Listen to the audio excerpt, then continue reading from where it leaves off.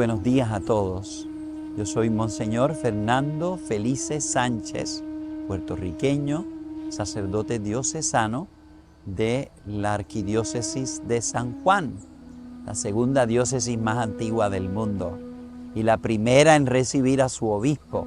El primer sucesor de los obispos en llegar a América fue el obispo de San Juan de Puerto Rico, que llegó en el 1512, el día de Navidad, don Alonso Manso. Pero yo no soy tan viejo como don Alonso Manso. Estoy aquí hace 20 años, soy párroco y rector de este santuario que se llama la Gruta de Lourdes. Un día de la Epifanía de 1925 fue fundado este santuario en agradecimiento por una gracia recibida por la esposa del dueño de esta finca que se llamaba Villa Manuela. Estamos en el municipio de Trujillo Alto, que es vecino y está dentro del área metropolitana de la ciudad de San Juan de Puerto Rico. Don Ángel Rivero Méndez, aunque puertorriqueño, era hijo de canarios y fue miembro del ejército español, se casó con doña Manuela Boneta, natural de San Juan. Durante la guerra hispanoamericana, pues él se destacó en esa guerra. Al finalizar de la guerra, él se dedicó a ser un pequeño empresario. Él le prometió al último gobernador español de Puerto Rico que cuando se muriera allá en España, entonces él escribiría el libro, porque él era uno de los protagonistas de ese libro, de la guerra hispanoamericana, crónica de la guerra hispanoamericana en Puerto Rico. Y en el 1922 se fue con su esposa a España y allá cuando estaban allá, ella sufría de bocio, que es una enfermedad, y ella le dijo, vamos a Lourdes, porque esperó de la Virgen una gracia especial. Y fueron a Lourdes. Y él escribe un librito, ¿verdad?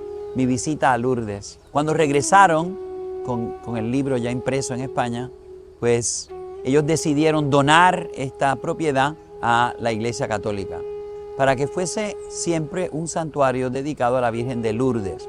No todo el mundo que va a Lourdes recibe un milagro, pero todos reciben gracias, por eso es que siguen yendo a Lourdes, ¿no? Así que la iglesia, la Virgen no solamente hace milagros, también concede gracias. Y por eso fue que donaron esta propiedad y lo primero que se construyó fue esta ermita que está aquí. Esta ermita, que ya tiene 100 años, fue hecha por uno de los primeros arquitectos puertorriqueños ya de la época americana. Y el 6 de enero, el último obispo de Puerto Rico, porque a partir de esa fecha empieza a ser obispo de Ponce, obispo de San Juan, el último obispo de Puerto Rico, que era Monseñor Jorge Carruana, de origen maltés, vino a bendecir esta ermita. Y desde entonces, ya más de 100 años, sigue siendo un lugar de peregrinaje de toda la isla de Puerto Rico, dedicado a la Virgen de Lourdes. El estilo de la ermita, como ustedes ven, tiene elementos moriscos, porque en ese momento los puertorriqueños quisieron reafirmar su identidad hispánica ante el cambio de soberanía. Y por eso tiene unos arcos así y tiene unas estrellas de 8 puntas, que las veremos también en el templo. La ermita fue agrandada, de hecho, la fachada estaba justo debajo de la campana, y luego fue agrandada porque venían tantas personas a la ermita a rezar que se necesitaba más espacio. Así que desde entonces, desde el 1925, fue creciendo el santuario. En el 26, al año siguiente, hicieron la gruta, la pequeña gruta que imita la gruta de allá de Francia, de Lourdes. Luego, en el 28, hicieron el Via Crucis. Como Lourdes en Francia, además de la capilla, de la basílica y de la gruta, tiene un Via Crucis, pues ellos querían que los peregrinos tuviesen una experiencia de lo que podían experimentar en Francia. Y por eso hicieron el Via Crucis, el Día del Sagrado Corazón. En junio de 1928 se inauguró este Via Crucis, que gente pudiente de Puerto Rico había encargado a una firma italiana que todavía existe, está en Google, se llama Arrighini. Ellos habían venido a Puerto Rico en el siglo XIX para vender estatuas para los cementerios. Y entonces, al irse de Puerto Rico, dejaron el negocio aquí operando a cargo de un señor que vivía en este barrio de Las Cuevas, en Trujillo Alto. Así que don Ángel Rivero y doña Manuela se juntaron con este señor y lograron traer estas imágenes, que son las imágenes casi de tamaño natural, el primer Via Crucis monumental que hay en Puerto Rico, del mejor mármol, que es el mármol de Carrara. Entonces ya vinieron muchos peregrinos. Al morir don Ángel, doña Manuela ya vivió aquí unos años, pero luego se retiró y murió en el 1953.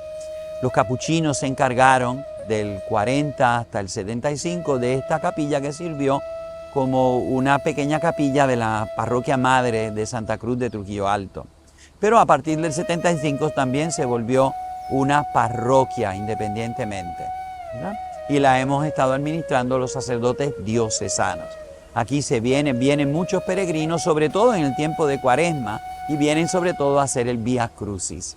Así que les voy a invitar a que nos acompañen para que conozcan los lugares interesantes que vemos y conozcan parte del arte al servicio de la fe, como en el templo que terminamos en el 2009, aunque se empezó a construir en el 1983, pues está el arte de la pintura, de los vitrales, de la escultura al servicio de la fe. Así que vénganse, vamos a conocer la Gruta de Lourdes.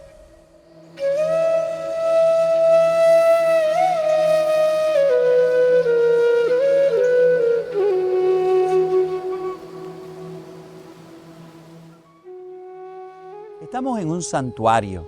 ¿Qué es un santuario? Un lugar de encuentro con Dios. El santuario nos ponemos en peregrinaje, estamos en un año santo también, y los peregrinos son aquellas personas que quieren cambiar, ¿verdad? De lo normal, de lo natural, de lo de cotidiano a algo especial. Así que el caminar, el ser peregrino, es ir al encuentro de Dios o al encuentro de un amigo de Dios, que pueden ser los santos. Por eso, lugares de santos, lugar santo. Y el lugar santo es el lugar de encuentro, así que es un lugar de oración, es un lugar de penitencia, porque el que peregrina, antes uno no se montaba en un avión y ya llegaba a las 5 horas o a las 3 horas, sino que uno tenía que pasar carreteras y fríos y oscuridad y dónde alimentarse y todo eso, ¿no? Así que el peregrinaje uno se traslada al lugar de encuentro con Dios. Y mucha gente viene aquí a orar. Eso es un lugar de la cercanía de Dios, y la belleza de la naturaleza nos ayuda, ¿verdad?, a encontrarnos un poco en esa paz, en esa tranquilidad. Mucha gente que visita el santuario de la Gruta de Lourdes dice, qué paz se siente aquí. Y eso es verdad, porque al estar uno más cerca de Dios y de los santos, pues uno se siente en paz, en alegría, no se siente amenazado. Aquí vemos estas piedras gigantescas que se llaman piedras plutónicas, porque cuando Puerto Rico salió del mar, estábamos en el Océano Pacífico y todavía no existía Centroamérica, al final de la época de los dinosaurios, las primeras rocas se fue construyendo Puerto Rico con erupciones volcánicas. Por eso se llaman rocas que salen del lugar del reino de Plutón, se llaman rocas plutónicas. Por eso esta finca no se desarrolló, porque tenía tantas de estas piedras que no se podía explotar comercialmente. Pues aquí aprovecharon estas piedras plutónicas para hacer esta pequeña réplica del santuario de la Gruta de Lourdes. Una gruta no es una caverna, sino que es un espacio que tiene una boca amplia y no es muy profundo. Eso es lo que quiere decir una gruta. Y aquí, pues la gente se siente más cerca de la Virgen, ¿no? Aquí vemos a la imagen de la Virgen, que es Nuestra Señora del Rosario. Fue la que se le apareció a esta joven pobre, con un cierto grado de lentitud mental, que se llamaba Bernarda, María Bernarda, o cariñosamente la llamaban Bernadette. Pues en el 1858 ellas estaban recogiendo, era una niña muy pobre. Ella dice que si hubiera encontrado a la Virgen a alguien más pobre y más bruta, se le hubiera parecido a ella, pero ella era la candidata por ser la niña más pobre y más lenta mentalmente que había en el pueblito de Lourdes, que queda en los Pirineos, al sur de Francia, cruzando la frontera de España. Y entonces ella se acerca, era una niña asmática muy enfermiza, se acerca y ve a esta señora muy hermosa, que al principio no le dice nada, y empieza a rezar el rosario. Y al rezar el rosario, ella no movía los labios porque estaba hablando con la Virgen, ¿no? Ella se quedó espantada, de hecho, al principio tenía miedo, susto. ¿Qué sería esto? Pero la señora era muy hermosa, y la Bernardita hace una expresión muy bonita. Dice, nunca había visto a nadie que me hubiera mirado con tal dulzura y bondad. Una niña pobre, los papás lo habían metido a la cárcel por no pagar la renta de un molino frío y difícil donde vivía toda la familia. Así que la Bernardita queda asombrada. Las niñas que estaban recogiendo leña le dicen qué pasó y ella les dice, y ella va a volver como más de 12 veces a este lugar. No le creen, el cruzo el párroco no le cree. Dice, esto es una niñita que está tratando de llamar la atención para que la gente le preste atención. Pero finalmente fíjense que el párroco le dice, dime quién es, dile a la señora que te diga cómo ella se llama. Y la Bernardita le pregunta, señora, ¿cómo usted se llama? Y él le dice, yo soy la Inmaculada Concepción. Y ella se lo va repitiendo porque ya no entendía lo que estaba diciendo. Se lo va repitiendo, se lo memoriza, llega donde el párroco y le dice, ella me dice que se llama, yo soy la Inmaculada Concepción. Y el párroco dijo, ¿pero tú has oído eso en el catecismo? Ya ella tenía como 13 años. No, ya no, todavía no he hecho la primera comunión. No, ¿y sabes lo que eso quiere decir? No.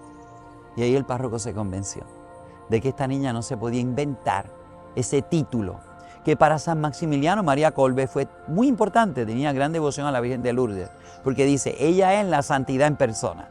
Es decir, desde que yo fui creada, concebida, soy santa. Yo soy la santidad en persona. Y la Virgen le pide una cosita sencilla, le pide dos cosas. Construyan aquí una basílica, una iglesia donde la gente pueda venir en peregrinaje, el santuario. Y que los sacerdotes hagan peregrinaje hasta aquí. Y este es el mensaje, penitencia, penitencia, penitencia por la conversión de los pobres pecadores. Así que orar y hacer penitencia, ese es el mensaje que le da la Virgen. La oración, el rosario. Fíjense que es la misma María, la Virgen María, la única Madre de Jesucristo, que también se va a aparecer en Fátima como la Virgen del Rosario y va a insistir que se rece el rosario, que se contemple el rosario, porque el rosario es una escuela de oración para contemplar la vida de Cristo, todo lo que Cristo nos ofrece a nosotros. Y contemplarlo con los ojos de la Virgen María. Esa es la razón de ser del rosario, ¿verdad? No es rezar así rápidamente una serie de oraciones y repetirlas. No, es contemplar los misterios y pedirle al Señor las gracias y las virtudes que en esos misterios, en esos pantallazos de la vida de Jesús se están exponiendo. Así que finalmente la Virgen le dice a la Bernardita, usualmente en las apariciones, que son eventos que la iglesia tiene que verificar, esos no son todo lo que diga cualquier persona, ¿no? Los santuarios también tienen que estar aprobados por la iglesia. Hay gente que va y peregrina a lugares que no están aprobados por la iglesia y hay peligro para la fe en esos lugares. Pero la señal que da la Virgen le manda a la Virgen, a la Bernardita, que excave en esa gruta que había sido un lugar de un basurero, de hecho, y ahí sale agua. Las personas de fe van, ponen a niños enfermos en el manantial que allí brotó y se curan. Así que es la señal del cielo de que esto no es una invención de la pequeña Bernardita. A ella la examinan los tribunales de la iglesia y demás y entienden que uno puede creer. Cuando la iglesia aprueba un lugar de aparición y un mensaje, no obliga a la gente a creer eso. Les dice, si usted quiere, puede creer porque no hemos encontrado ninguna doctrina o enseñanza contraria a la fe. Así que la Bernardita, de hecho, en ese momento, que ella prohibió a su familia que recogiera dinero, siguieron siendo tan pobres como siempre, hizo su primera comunión y luego se metió a monjita y se murió de tuberculosis. De hecho, cuando estaba ella se murió joven, no cumplió ni los 40 años, y cuando la tuberculosis se la estaba comiendo, las monjas le dijeron, ve a Lourdes, porque allí salió ese manantial que ha curado a tantas personas milagrosamente. Y ella dijo, el manantial no es para mí. Continuemos visitando la gruta.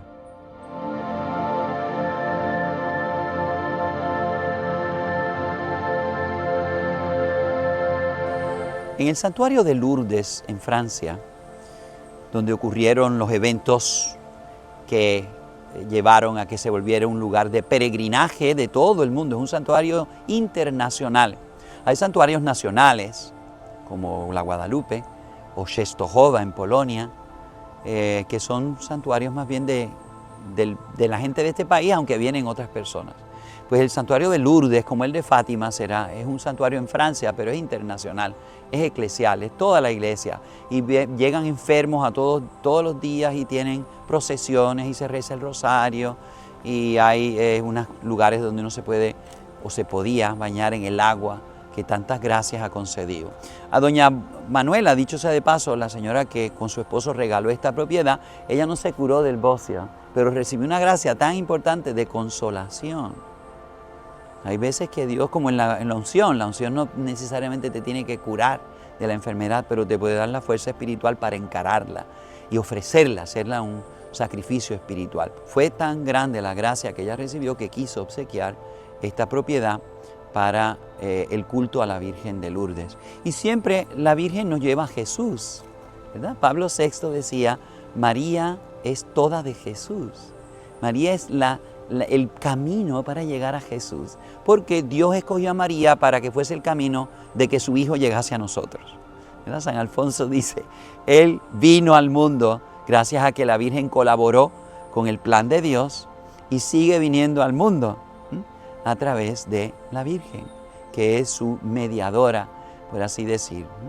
En el Lourdes original está la gruta, está la basílica que construyeron y finalmente está el Vía Crucis. Los esposos, don Ángel Rivero y doña Manuela, desde el principio quisieron tener un Vía Crucis aquí, pero esto son unas piezas de mármol muy caras, muy costosas, muy finas, y entonces escogieron a familias pudientes de Puerto Rico y en la esposa del presidente de la República Dominicana, en ese momento el presidente Vázquez, anterior a Trujillo, al golpe de estado del dictador Trujillo, y fueron regalando estas estatuas. Y esta estación, lo peculiar es que fue una de las dos que regaló la esposa del presidente de la República Dominicana, doña Trina Moya de Vázquez.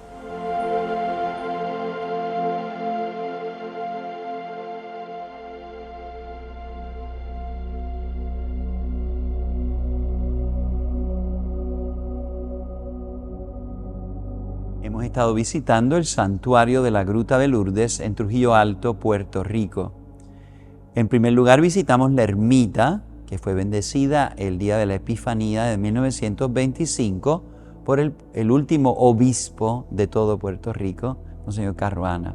Luego pasamos a ver la gruta que fue inaugurada en el 1926, la réplica de la gruta en Lourdes de Francia. Y luego pasamos a ver el Vía Crucis, que fue inaugurado en el Día del Sagrado Corazón de 1928. Este es el último gran edificio que tenemos aquí en el santuario y es el templo parroquial. Originalmente estaba en la otra dirección. Y en el 1983 el párroco decidió que iba a ser un templo más digno para la parroquia recién establecida en el 1975. Ese templo no se pudo concluir porque se agotó el dinero. Finalmente, en el 2009 se concluyó el templo como lo vemos ahora. Es un templo de una nave que tiene un arco polilobulado, es decir, con distintos pequeños arcos dentro, también de inspiración morisca, por los elementos decorativos que había en la ermita, hechos por ese primer arquitecto puertorriqueño que hizo la ermita. También las vitrales, fíjense que no son estrellas davídicas, judías, que son estrellas de 6 puntas, son estrellas de 8 puntas, porque son estrellas moriscas, como la que está encima del altar en el presbiterio de la ermita. Así que quisimos hacer un recordatorio de que este templo continúa la obra de la ermita original, lugar de encuentro con Dios. La fe nos viene a través de los apóstoles y por eso la luz entra en el templo a través de los distintos apóstoles.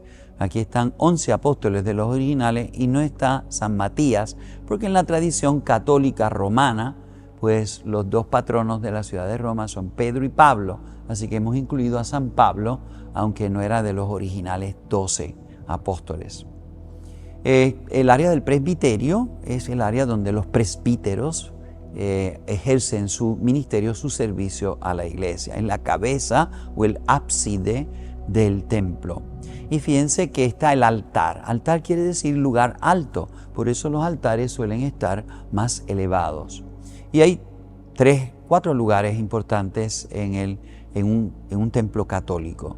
Primero está el sagrario, que está donde se guarda Jesús sacramentado. Luego está el altar, que el sacerdote al subir, al comenzar la misa, lo besa. Todos los altares están supuestos a tener 5 cruces incrustadas, que son las 5 llagas de Cristo. Así que el altar es el representante de Cristo. Está el cuerpo de Cristo en el sagrario, en la Eucaristía, pero luego está el altar. Luego viene el ambón, lo que antes se llamaba el púlpito, que es donde se proclama la palabra de Dios. Y finalmente está la sede, donde el sacerdote se sienta para presidir la asamblea de fieles. El nombre original de los templos cristianos era iglesia, porque la iglesia, que en griego quiere decir comunidad convocada por Dios para alabarlo, porque la iglesia se reúne en ese lugar, es que entonces el edificio adquirió el nombre de iglesia. Y lo de nave, quiere decir que estamos navegando, ¿verdad?, por los mares a veces azarosos hacia el encuentro con el Señor. Usualmente las iglesias católicas hasta el Vaticano II estaban orientadas de este a oeste, porque el sacerdote que usualmente celebraba la misa así estaba esperando la venida de Cristo por donde se levanta el sol.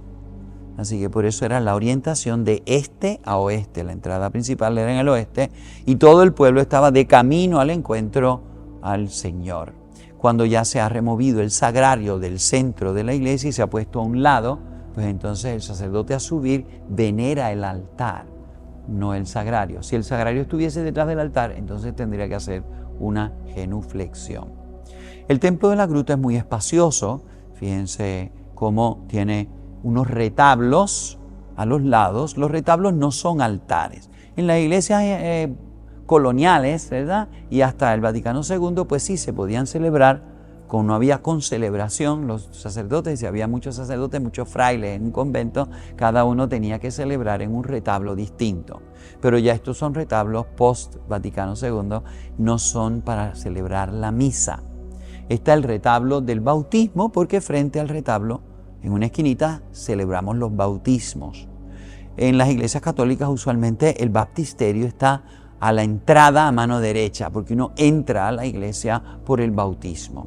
El retablo del bautismo, que está presidido por la Santísima Trinidad, que es la fuente de toda santidad en la iglesia, y están los santos, siendo el modelo de toda la santidad la misma Virgen María, con una frase de uno de los salmos que se llama el Salmo de la hija de Sión: todas mis fuentes están en ti, Jerusalén, todas mis fuentes están en ti, Virgen María, la fuente de la gracia que salen de Jesucristo, del cuerpo de Cristo. El retablo del bautismo, como el retablo y los altares, fueron hechos en el Perú. Y en Perú, en Lima, hay una arquitecta de retablos que se dedica a diseñar retablos. Los elementos se los suplimos nosotros. La Santísima Trinidad, que es la fuente de toda la santidad en la iglesia, está sacada de una copia de un retablo en la iglesia de San Miguel en Sucre, en la iglesia de los jesuitas en Sucre, Bolivia. La Virgen es el modelo de la iglesia y de toda santidad perfecta. Por eso Santa Teresa de Jesús, una santa, aquí están las Carmelitas en el barrio de las Cuevas, Santa Bernardita, la que excavó para que surgiera la fuente milagrosa, y San Antonio, que es el santo más católico del mundo, está en todas las iglesias católicas y también es el santo favorito de los puertorriqueños, o era el santo de los puertorriqueños, San Antonio de Padua. Todos están mirando a la Virgen como modelo de santidad. Y finalmente está el santo puertorriqueño, el beato Carlos Manuel Rodríguez, que murió en el 1962, es un santo contemporáneo, vivía para la noche de la Pascua, por eso está el cirio pascual allí y hay una reliquia. Él nos está mirando a nosotros diciendo: ¿qué ustedes esperan para ser santos? ¿Qué? Abajo, fíjense que están los óleas sancta, ahí se guardan todos los óleos que se usan en los sacramentos del bautismo, de la ordenación sacerdotal, de la unción de los enfermos, se guardan ahí, y de la confirmación. Así que diríamos es el sagrario de los óleos. Las columnas se llaman salomónicas. Fíjense que parece que están enrolladas y tienen unos signos de las uvas, ¿verdad? Son ramilletes de uvas. ¿Por qué se llaman salomónicas? Porque en la Edad Media se creía que las columnas del templo de Salomón en Jerusalén eran de ese estilo. Así que este es estilo barroco peruano del siglo XVII. Tenemos en la esquinita también a San Juan Pablo II, ¿verdad? Una de las fotos, de las primeras fotos cuando él lo inauguraron como papa, y tiene las tres vírgenes. Está la Guadalupe en el medio, está la Czestochowa y está la Virgen de Fátima, porque lo trataron de matar el día de Fátima y la Virgen lo protegió. Y luego la Divina Misericordia, que él promovió mucho en la iglesia, y en víspera de esa fiesta Dios quiso llevárselo al cielo. Luego está el retablo de la Eucaristía, que es el retablo que conmemora y recuerda la Eucaristía con esos 4 ovalinos, la Eucaristía prometida en el maná que bajó del cielo, luego la Eucaristía prefigurada. El ángel le dice al profeta Elías: come y bebe, que el camino es superior a tu fuerza. La institución de la Eucaristía de un pintor español valenciano del siglo XVI, y luego la glorificación de la Eucaristía de un pintor quiteño del siglo XVII. El retablo de la Eucaristía está presidido pues por el Sagrado Corazón y el mismo sagrario. Por eso hay como una especie de sombrilla litúrgica encima, diciendo aquí debajo hay alguien muy importante. Están 4 ovalinos pintados también en Perú. Estos 2 de abajo son imitación copias de un pintor flamenco que se llama Dirk Bouts, del siglo XV. El maná que bajaba del cielo, y los judíos lo recogían, y Jesús dice: yo soy el pan vivo bajado del cielo. Luego está el ángel anunciándole al profeta Elías: come y bebe, porque el camino hasta el monte Sinaí es largo y tú necesitas fuerzas.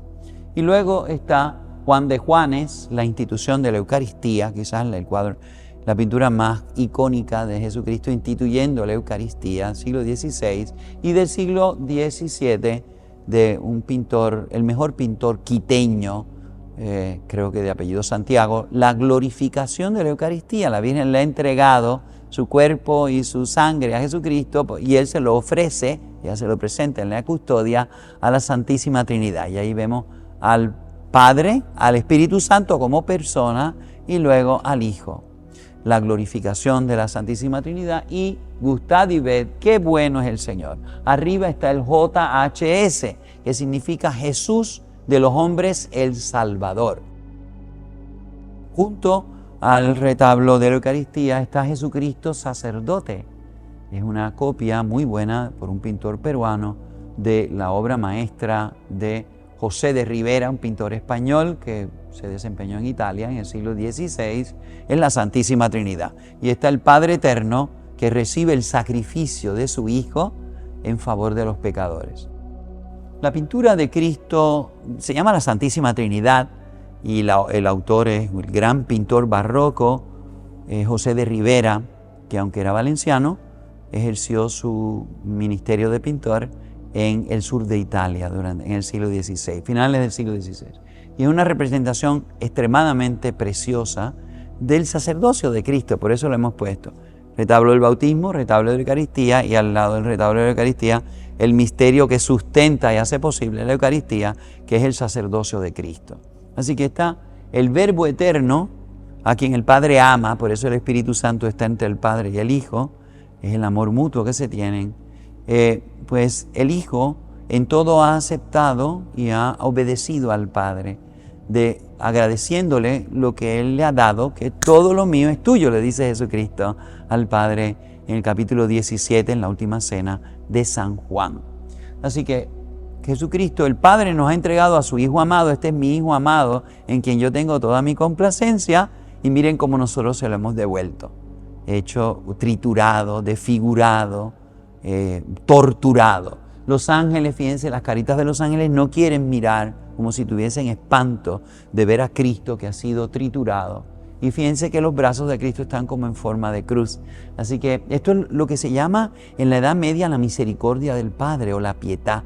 Nosotros nos hemos acostumbrado a ver a la Virgen con Jesucristo, ¿verdad?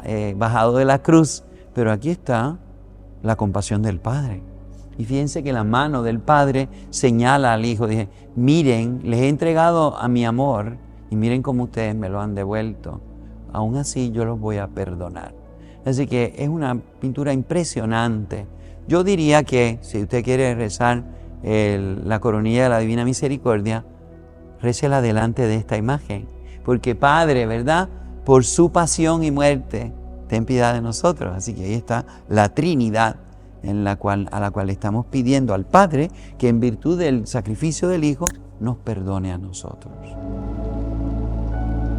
Y luego tenemos aquí, junto a los confesionarios, el Cristo de la Divina Misericordia, para representar el sacramento de la confesión. Tenemos a la Virgen patrona de la parroquia, que es la Virgen de Lourdes. En la parte de atrás tenemos a la patrona de Puerto Rico, que es la Virgen de la Providencia. Y en los dos vitrales que están al frente, en el altar, de un lado está San José, patrono de la iglesia, y del otro lado está la Virgen de Guadalupe, que es la patrona de las Américas y Filipinas. La pintura absidial es una de las obras más originales que hay aquí en el templo.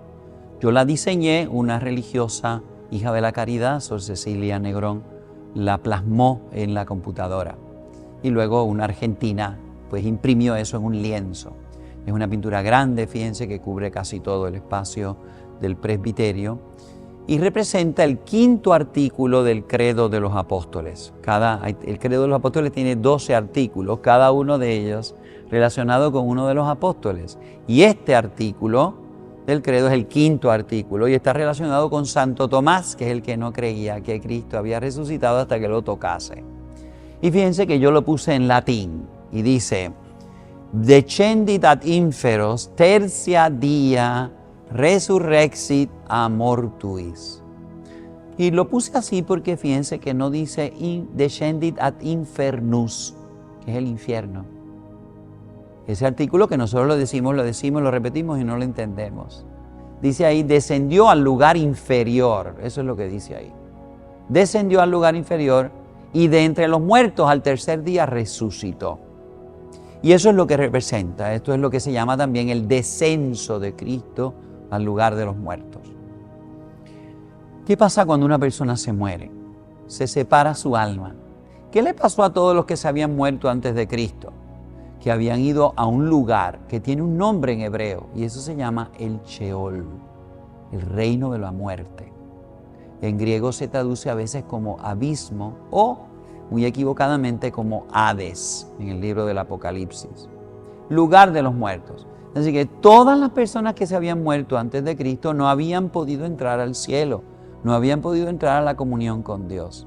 Porque cuando Adán y Eva pecan, Dios pone 2 querubines con espadas de fuego en la entrada del cielo, que es la justicia divina. Así que en justicia no podían entrar al cielo. Todos los que se habían muerto, Adán, Abraham, Moisés, Elías, todos los santos del Antiguo Testamento, algunos judíos, Noé no era judío, Job tampoco, se habían muerto. ¿Dónde habían ido a parar? Al lugar de los muertos. Y lo impresionante del lugar de los muertos eran las puertas de entrada. Los salmos, por ejemplo, el Salmo 88, cuando se cerraban esas puertas nadie las podía abrir porque nadie había podido resucitar. Así que los muertos estaban condenados, por así decir, en lo que los santos medievales llamaron el limbo de los santos padres. Esa cueva que ustedes ven allí, ahí estaban todos los que habían muerto antes de Cristo. No podían entrar al cielo. Cuando Cristo muere, es decir, Él va a salvar a las almas desencarnadas. San Gregorio Nacianceno dice, lo que Cristo no asumió, no lo salvó. Pues si Él quería salvar a las almas desencarnadas, tenía que ser un alma desencarnada. Así que el alma de Cristo se desprende de su cuerpo y va al lugar de los muertos. Fíjense, ahí está el alma de Cristo, que está central, ¿verdad? Acompañada de la Santísima Trinidad. Esa almendra de luz de 3 tonos de azules es la Santísima Trinidad. Así que la Santísima Trinidad, unida al alma de Cristo, va a entrar al lugar de los muertos. Y fíjense que no abre las puertas, las destruye. Por eso las puertas están a los pies de Cristo en forma de cruz. Y las aldabas y los cerrojos están tirados. Y el demonio está maniatado y lanzado al abismo, que es ese mar bravo que hay en el fondo de la pintura abajo, ¿verdad? Es símbolo de la muerte. En la poesía judía, el mar bravo era símbolo de la muerte. El diluvio, el mar rojo que se traga al ejército del faraón, el mar que se tragó al profeta Jonás, y el mar bravo sobre el cual Jesucristo, como estamos aquí en la pintura, camina sobre el mar, es dominio sobre la muerte. ¿Y qué va a hacer Jesucristo? Pues va a recoger a los santos del Antiguo Testamento. Fíjense que Él está haciendo así, y tiene a Adán en este lado y a Eva en el otro lado. Fíjense que los está sacando de las tumbas. Adán todavía está enredado en su mortaja. Y fíjense que no les está dando la mano, los está agarrando por la muñeca. Cuando uno quiere saber si alguien está vivo, le toca ver si tiene pulso, ¿no? Así que Jesús está agarrando, sacando a Adán y a Eva de sus tumbas, pero miren lo que está haciendo, lo está metiendo dentro de esa almendra de luz azul que es la divinidad. La resurrección no es que uno salga caminando de la tumba, es que su cuerpo es divinizado. Esa es la resurrección. Cuando Jesucristo nos participe en la resurrección universal, la divinidad en nuestro cuerpo se vuelva santo, espiritual, puro y eterno, como es Dios eterno. Así que esa es la resurrección. Vimos que Jesucristo, fíjense que tiene en su fajín, tiene dos llaves, una que dice alfa y otra que dice omega, porque esas son las llaves que Él le entregó a Pedro. Te entrego las llaves del cielo para que abras y del infierno para que abras a los que se van a condenar. Y ahí están todos los santos, ¿verdad? Detrás, todos los santos que tienen esos banderines sobre la cabeza son los profetas y cada uno está profetizando algo de Cristo. Detrás de Adán está Juan Bautista, dice, he ahí el Cordero de Dios que quita el pecado del mundo, es Jesucristo. Jeremías dice, y les daré pastores según mi corazón. Está uno que dice, y tú Belén, el profeta Miqueas.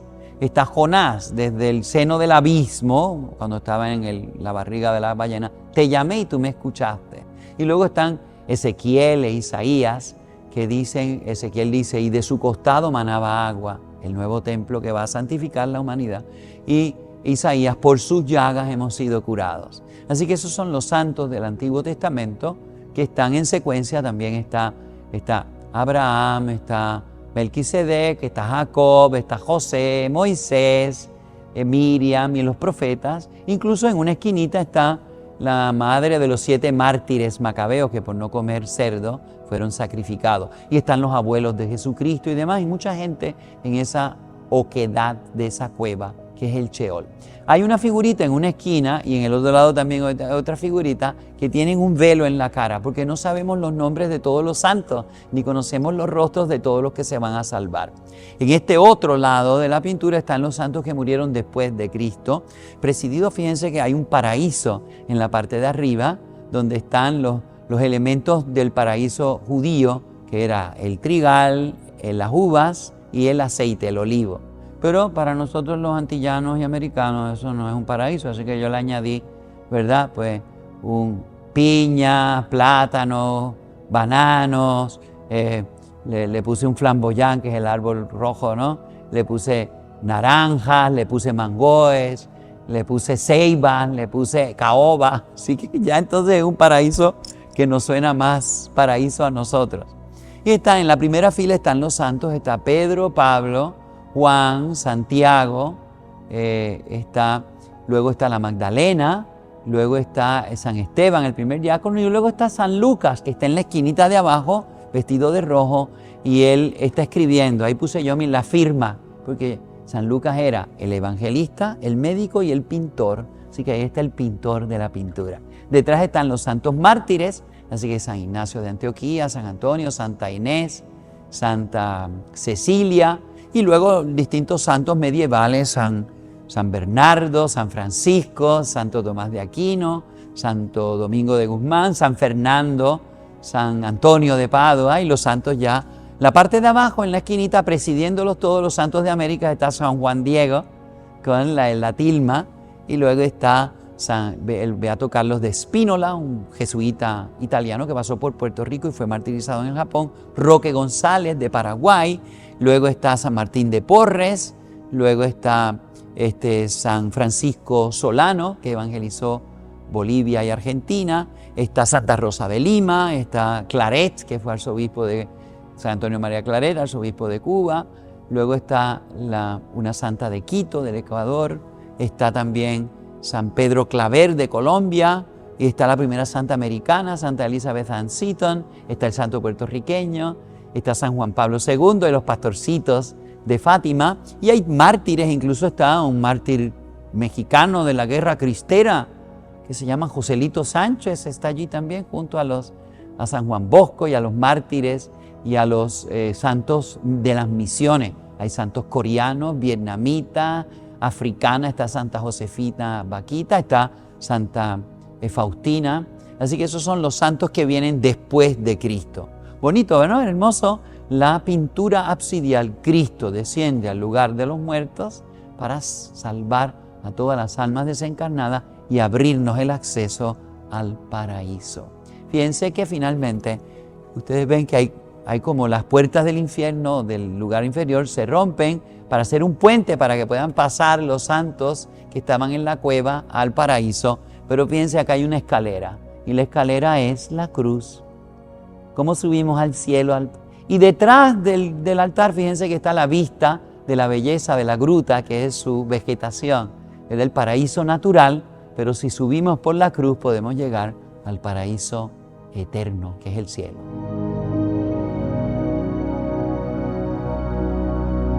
Hemos visitado el Vía Crucis, que está en el montículo al lado del templo.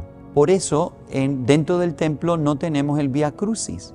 El Vía Crucis fue una piedad medieval que se desarrolló sobre todo en el Renacimiento, y a finales del siglo XVIII un fraile capuchino de Roma, por eso el Vía Crucis del Viernes Santo en Roma, al cual suele asistir el Papa, pues fue el que fijó las 14 estaciones del Vía Crucis, que no son todas bíblicas, como vimos en el caso de la Verónica o el encuentro de Cristo con la Virgen. Pues los salesianos, sobre todo ya en la época moderna, han apoyado esta devoción que se llama el Vía Lucis, el camino de la luz. Para que no se quede todo en la sepultura de Cristo, pues tenemos el camino de la luz. Todavía no se han fijado las estaciones y por eso pues estas primeras 3 estaciones quizás no sean parte del futuro Vía Lucis, pero ya las puse aquí. Son las 14 manifestaciones de Cristo ya en proceso de ser glorificado. La primera, Cristo desciende al lugar de los muertos, de Bartolomé Bermejo, un pintor español de finales del siglo XV. Luego, el único testigo que tenemos de la resurrección es el sudario de Turín. Así que ahí tenemos la huella del sudario de Turín y Cristo despertando, porque es la resurrección de Cristo, de esa mortaja, lo que hace que se quede esa huella inexplicable, porque no es pintada, no es lo más cercano, dicen es como si fuese una computadora, ¿verdad?, que hace un escáner, pero no, el escáner no es la resurrección de Cristo lo que imprime esa huella en el sudario de Turín. Luego tenemos a Jesucristo, se le aparece a su madre, a la Virgen María, que estuvo con él acompañándole en la cruz, que la va a dejar sufriendo hasta 4 días después. Así que la tradición católica siempre tiene esa imagen y vemos a Cristo con los santos, Adán y Eva, presentándole David, mira, estos son tus ancestros, María. Luego se le aparece a las mujeres que van a la tumba para terminar de hacer esos actos de piedad, que era ungir el cadáver. Como tenían tanta prisa por enterrarlo, no le habían podido hacer esa obra de piedad. Después está la aparición a María Magdalena, que le dice, ¿dónde han puesto a mi Señor? Y dice, María, Rabuní, no me toques. Ella va y se lo anuncia a los apóstoles, y Pedro y Juan corren. Juan era más joven y menos gordito, y por eso llegó primero a la tumba, y se asoman y ven el sudario de Turín allí recogido, y ven, Juan acepta que Pedro vaya entre primero, luego él va y dice, vio y creyó. Después tenemos la aparición a los 12 apóstoles, se les aparece paz. Yo los hubiera regañado, pero como yo no soy Jesucristo, Jesucristo no los regaña. Les dice paz. Ustedes han sido pecadores, yo los he perdonado, ahora administren el sacramento del perdón a los demás. paz y les infunde el Espíritu Santo. Después está la escena de los discípulos de Emaús, que es contemporánea, está pasando. Él se está reuniendo con los discípulos de Emaús y está a la misma vez apareciéndose a los apóstoles, porque cuando ellos corren y regresan a Jerusalén, los apóstoles dicen, se nos apareció a nosotros, y ellos dicen, y a nosotros también. Así que Jesucristo estaba en distintos lugares al mismo tiempo. Por eso está en todos los sagrarios y en todas las hostias, porque por su resurrección ya Él ha roto todas las limitaciones del tiempo y del espacio. Así que están los discípulos de Emaús. ¿Quién no estaba con los apóstoles? Por no ir a misa los domingos, por no estar partiendo el pan, por no estar en la iglesia el domingo. ¿Quién se perdió a Cristo resucitado? Tomás. Así que la próxima escena, la próxima estación es Jesús a la semana, se le aparece a todos los apóstoles y Tomás estaba con ellos y le dice, ahora mete el dedo, ya metiste la pata, ahora mete el dedo en mis huellas para que creas que yo he resucitado. Dichosos los que sin creer han resucitado. Y luego vienen las últimas instrucciones, la pesca milagrosa, donde Jesús, que le había llamado a los primeros 4 hermanitos en la pesca milagrosa allá en Cafarnaúm, pues ahora los vuelve a llamar, ¿verdad? Con la pesca milagrosa. Luego viene la encomienda a Pedro, de Pedro, tú me amas, apacienta mis ovejas. Así que lo hace como confirma en ser cabeza, confirma a tus hermanos en la fe. Luego viene la ascensión del Señor al cielo, y yo escogí una pintura donde Jesús sube al cielo y lo están esperando los santos del Antiguo Testamento, que por fin pudieron entrar al cielo con su resurrección. Y finalmente Pentecostés. Ya lo que Jesús quería, le había pedido al Padre en la última cena es, Padre, que ellos conozcan el amor que tú me tenías antes de la creación del mundo. Y ese amor es el Espíritu Santo. Así que se derrama el Espíritu Santo y comienza la iglesia, porque el Espíritu Santo es el alma de la iglesia. Y el miedo que tenían los apóstoles, esa es la conversión final de los apóstoles. Porque hasta ese momento ellos eran admiradores de Cristo, seguidores de Cristo, discípulos de Cristo, pero no estaban dispuestos a entregar su vida por Cristo. A partir de ese momento se le quitan todos los miedos y el Espíritu Santo los hace unos Popeyes del Espíritu, ¿no? Tarán, y ya tienen la fuerza para ir a predicar a Jesucristo a todas las naciones.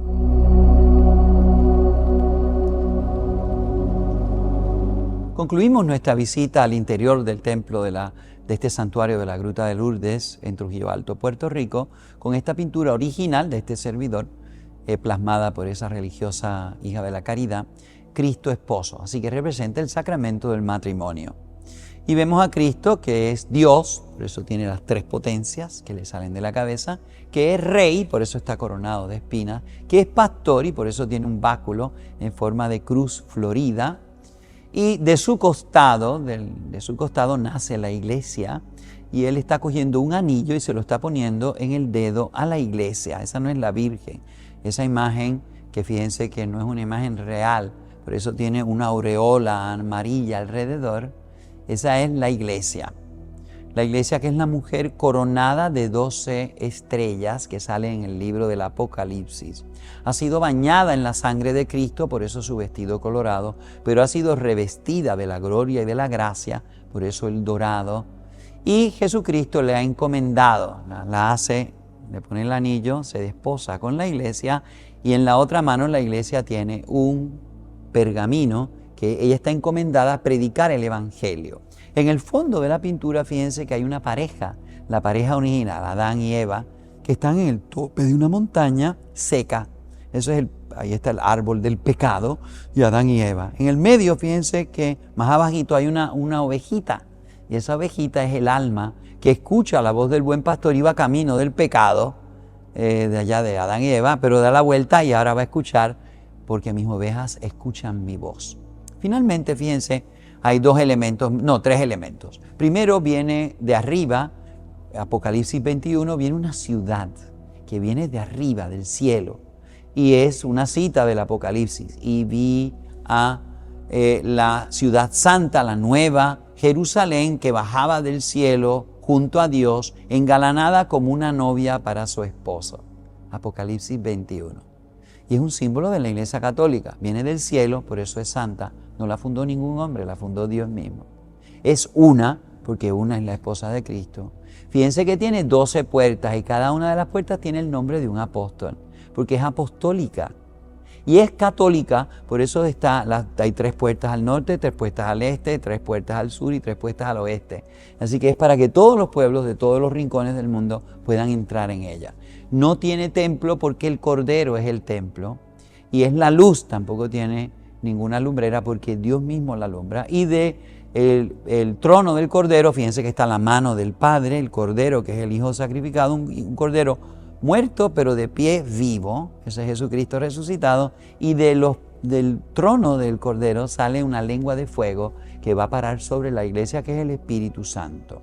Hay una serie de banderines que son profecías, declaraciones de amor de Dios en el Antiguo Testamento y en el Nuevo Testamento, ¿verdad? Me desposaré contigo en misericordia para siempre, ¿verdad? Así que son frases sacadas del Cantar de los Cantares y de las profecías que hablan del amor esponsal de Dios por su pueblo y de Cristo por su iglesia. Finalmente, fíjense abajo, en la parte de abajo, están las flores. En la iconografía antigua y medieval en Roma, sobre todo de las pinturas absidiales y de los mosaicos, están las referencias a las flores.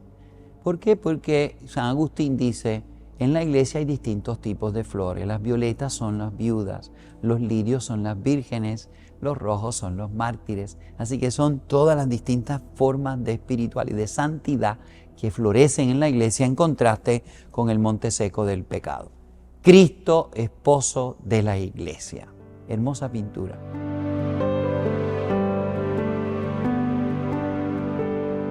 Hermanos, espero que les haya gustado su visita virtual al santuario de la Gruta de Lourdes en Trujillo Alto, en Puerto Rico. Es un templo jubilar. Eso quiere decir que si uno visita este lugar, va a misa, si se ha confesado 8 días antes u 8 días después, si reza por las intenciones del Papa, un credo, un Padre Nuestro, un Ave María, un Gloria, y sobre todo lo más importante y lo más difícil para ganar la indulgencia plenaria, luego de visitar el templo y celebrar la misa aquí, comulgar también, es desear en serio ser santo.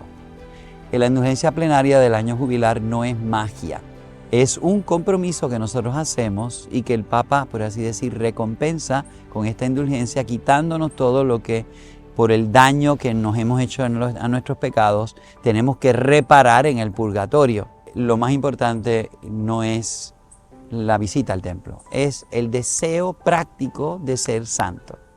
El peregrinaje acaba en el cielo y es cuando lleguemos a ser santos nosotros.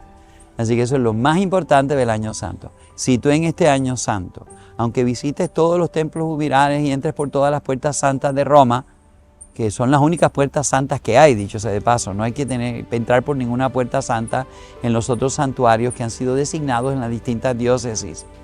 La puerta santa es Cristo. Y no hay que ir a Roma para ganar la indulgencia, se puede hacer en templos designados por los distintos obispos. Pero lo más importante es querer ser santo. Así que yo espero que ustedes se animen.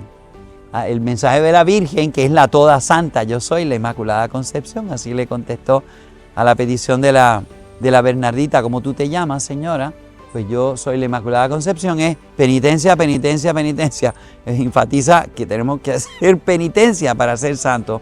Oren por los pobres pecadores. Espero que la visita les haya sido de provecho, que hayan aprendido más de su fe y que un día pasen por aquí a visitarlo en realidad, no solamente en virtualidad. En todo caso, recen por nosotros. Dios los bendiga.